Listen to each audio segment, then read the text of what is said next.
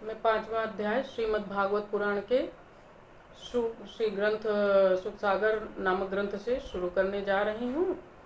जिहि करनी नारद मुनि भय संत अब आए, अपने पूर्व जन्म की कथा कही समझाए। सूत जी बोले, श्री व्यास जी की इस प्रकार दुख भरी बातें सुन करके नारद जी मुस्कुरा कर बोले, हे व्यास जी, आप बड़े जिज्ञासु और वेद के ज्ञाता हैं। आपने पंचम वेद महाभारत का निर्माण बड़ा ही अलौकिक तरीके से किया है। वेदांत सूत्रों को आपने रचा है, उनका भली प्रकार अध्ययन किया है, किंतु फिर भी आप अति खिन्न हैं। इसका कारण यह है कि आपने यह सब कुछ करते हुए भी भगवान के पवित्र यश का वर्णन बहुत ही कम समय में किया है।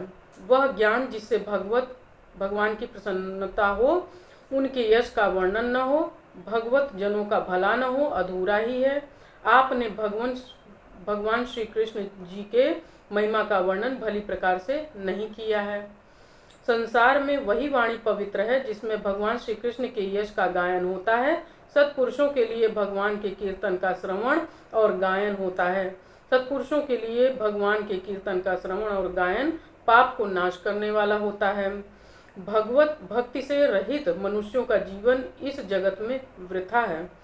हे व्यास जी, आप परम ज्ञानी, कीर्तिमान और अमोघ दृष्टि वाले हैं। अतः अब आप भविष्य में जगत के प्राणियों के उद्धार हेतु एक ऐसे सद्ग्रंथ का निर्माण कीजिए जिसमें भगवान की लीलाओं का वर्णन हो।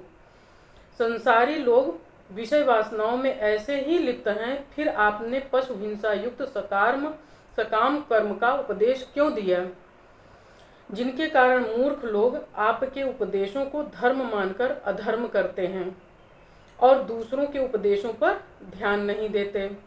अतः आप लोकहित के लिए सर्वसाधारण के निमित्त भगवत लीलाओं का वर्णन कीजिए। जो भगवत भक्त भगवान का भजन करते हैं, वे थोड़े ही काल में कल्याण को प्राप्त हो जाते हैं। सांसारिक भोग तो मनुष्य को कर्मानुसार प्राप्त हो ही जाते हैं, किंतु भगवत भक्ति भगवान के चरणों में अपने को अर्पण किए बिना कदापि नहीं मिलता। भगवत भक्ति प्राप्त होने पर मनुष्य जीवन मरण से मुक्त होकर फिर इन सांसारिक क्लेशों को नहीं भोगता। जिसे एक बार भगवत भक्ति का रस मिल जाता है, वह फिर उसे नहीं छोड़ता है। हे वेदव्यास जी, आप भगवान के अवतार हैं। आपके हृदय में संपूर्ण वेद तथा ज्ञान विराजमान है। फिर भी मैं आपको स्मरण दिलाता हूँ कि मनुष्य का ज्ञान वेदाध्ययन, तपस्या, स्वाध्याय, दान तथा यज्ञों के अनुष्ठान आदि का तात्पर्य केवल यही है कि भगवान की लीलाओं का वर्णन करें तथा उनमें प्रेम करें। वे ही भगवान इस जगत की स्थिति, उत्पत्ति तथा लय करते हैं और संपूर्ण प्राणियों में विराजमान हैं। हे वेदव्यास जी, मैं आपको अपने पूर्व जन्म की कथा सुनाता हूँ। मैं पूर्व जन्म में एक दासी का पुत्र था। मेरी माता ने मुझे महात्माओं की सेवा के निमित्त दे दिया था। एक समय कुछ योगी जन वर्षा ऋतु में चातुर्मास कर रहे थे। मैं उनकी सेवा करने लगा। मैं नित्य उनके मुखारविंद से भगवान की लीलाओं का श्रवण करता था, उनके हृदय में सेवा करना था। उनका जूठन का बचा हुआ अन्न उनकी आज्ञा से खाता था। उससे मेरे सभी पूर्व जन्म के पाप नष्ट हो गए। उनकी सेवा से मेरा हृदय शुद्ध हो गया। उसमें भगवत लीला विराजमान हो गई। भक्ति देव से आकर हृदय में प्रकाश करके मेरे अज्ञान अंधकार को दूर कर दिया। भगवान ने मेरी प्रीति हो गई, मेरी बुद्धि स्थिर हो गई। इस क्षण भंगुर संसार से मेरा मन फिर गया। इस जगत को असत तथा कल्पित समझने लगा। मैं महात्मा लोग जिस प्रकार पूजा पाठ कीर्तन गायन करते थे, मैं बड़े ध्यान से देखता था और वैसा ही आचरण करता था।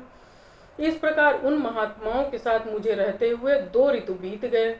इतने दिनों में मेरे रजोगुण तमोगुण सब नष्ट हो गए। शुद्ध भगवत भक्ति का उदय हृदय में हो गया। तब उन महात्माओं ने मुझे अपना आज्ञाकारी सेवक तथा भगवत भक्त समझकर भगवान के गुप्त रहस्य का उपदेश दिया। उन्होंने मुझे वह ज्ञान समझाया जिसका निरूपण भगवान श्री कृष्ण चंद्र ने गीता में किया है। उसी ज्ञान से मैं भगवान श्री कृष्ण को माया तथा उनके स्वरूप को जान सका। उसी से परम पद की प्राप्ति होती है।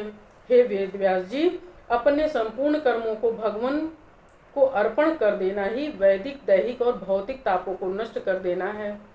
हे व्यास जी, जिस पदार्थ के सेवन से रोग उत्पन्न होता है, उसी पदार्थ को यदि विधिवत सेवन किया जाए तो उत्तम स्वास्थ्य को देता है तथा रोग को दूर करता है। ऐसे ही मनुष्य कर्म को निरंतर करता है, किंतु उनमें अपना अहम भाव त्याग कर भगवान के अर्पण करता रहे तो कर्मपन नष्ट हो जाता है।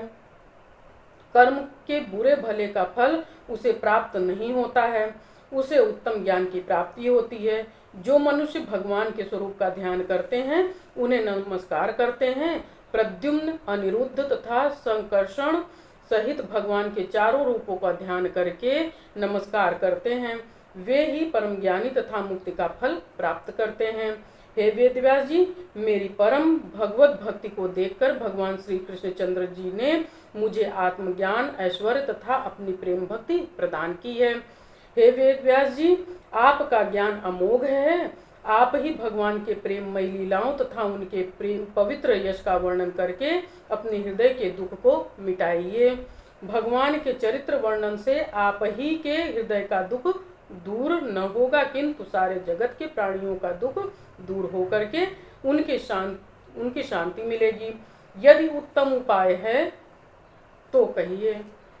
जय श्री कृष्ण। 5वां अध्याय समाप्त हुआ।